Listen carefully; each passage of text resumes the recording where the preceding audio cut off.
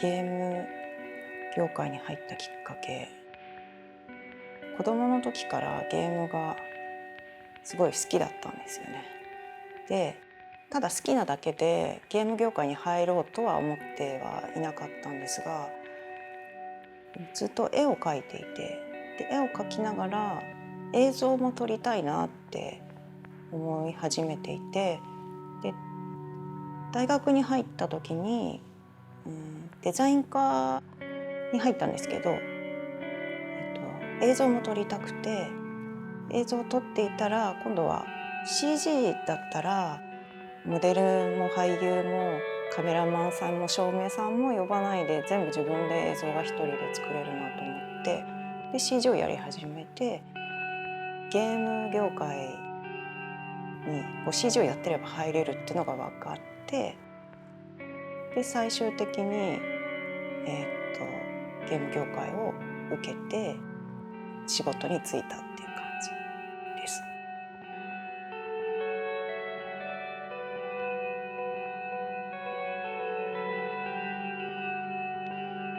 一番最初のサイレンの企画には、私は、後から参加しました。で、私が参加した時にはもうすでに企画とかもいろんなものが決まってたんですけど、死人のデザインだけがポコッと空いていて、そこはちょっと決まってなかったところに私がジョインをして、で死人のデザインをすることになりました。でその後サイレン2では企画の、かなり初期の段階から参加させてもらって、死人だけではなくて闇人のデザインとか設定とか世界観とか、あとはその着る服のデザイン、スタイリングとかそういうのもやらせてもらってました。でサイレン NT も引き続き死人のデザインと、あとはその設定というか、あとはスタイリングの方のデザインをさせてもらってます。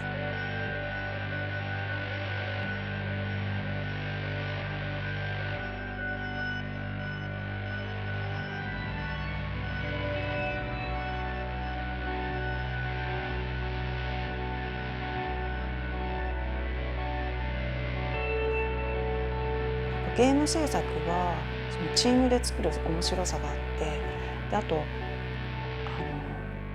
いろんな条件の中でいかにそのデザインを作っていくかっていう面白さがあると思っています。個人の作品は本当に自分が好きなものだけを描いてるんですが、その中でも自分が描きながら見ていて飽きないものを描いてるというか、本当に自分がずっと描き続けていたいなっていう絵を描いていますね。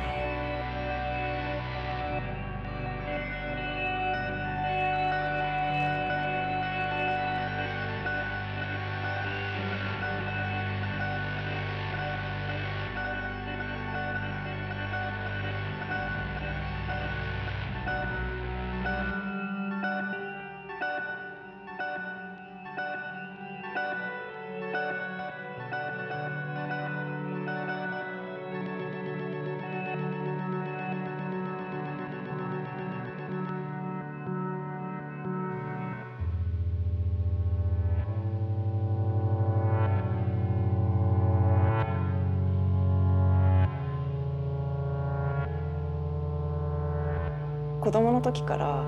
描く絵がだいたい暗い絵になっちゃっていたんですね。でもそれは自分が一番好きなスタイルで落ち着くスタイルだったからなんですけど、なのでサイレンに参加できたのは本当に自分にとってはラッキーで、自分の特性というかが作品にピタッとはまったような感じがしています。でただなので私の場合はあまり意図してそのプレイヤーとかまた絵の方ですと、その鑑賞者を驚かせようという意図はあまりなくて、なんか結果的にそれを受け取った人が、怖いっていう体験にたどり着いたらいいのかなと思うんですけど、それ以前にそのなんていうのかな、面白いなとか美しいなとか、なんか悲しいとか、いろんな感情がそこにあって、それを受け取ってもらえたらいいなと思っていて、ただ私の場合はそれを表現するのに少しダークな絵になっているっていう感じです。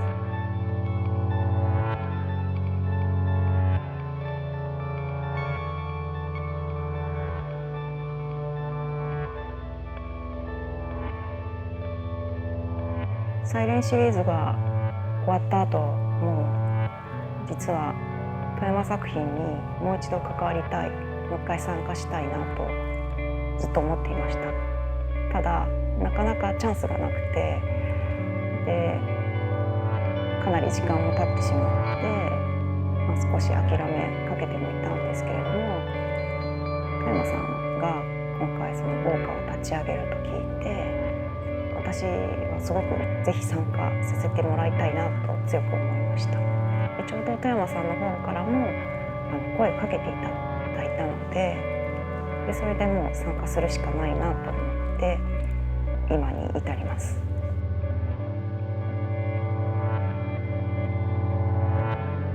今回の企画では私はその、エネミーのデザインを主にしています。ある程度そのもともと人間だった部分があって、ただ単に恐ろしいとか強いとか気持ち悪いとかそういったものではなくって、少しこうなんていうか哀れだったり悲しい部分があったりとか滑稽な部分とか、そういうのがこう織り交ざったような、そういうデザインになると思います。いろんな生物から今ヒントをもらっている感じです。でそれは例えば限定したこういう生き物こういう生き物とかではなくて、ものすごく広い分野で、その人間にはないなんか強烈な生命力をなんとかデザインに落とし込めないかなと思って、いろんな生き物を今見てインスピレーションをもらってヒントをもらっている感じです。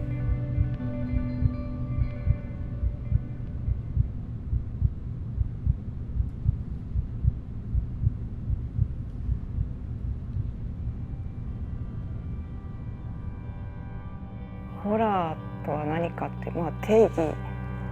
あまり自分の中ではしてないんですけど、ホラーってすごい高度な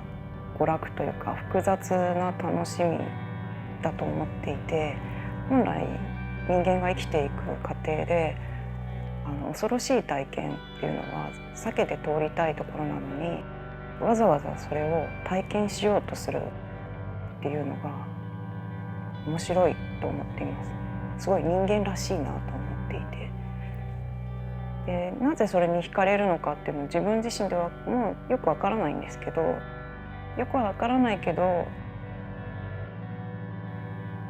そのゾッとする体験が楽しいっていうのは